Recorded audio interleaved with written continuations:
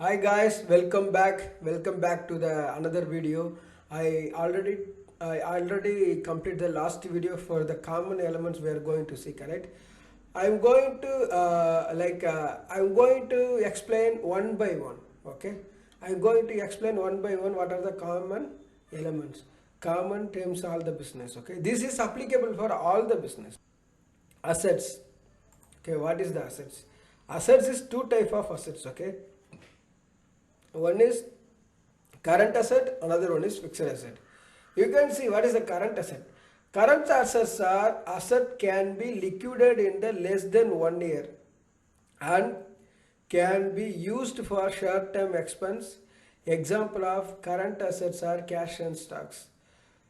See, whatever we are going to convert easily, we are going to convert money easily, that is called current assets. Okay, we can easily convert like cash and the petty cash things we are going to use. That is only for the current asset. That is for the stocks and cash. Okay, then what is the fixed asset?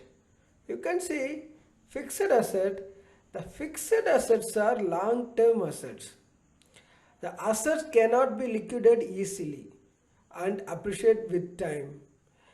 Example of fixed assets are property and equipments.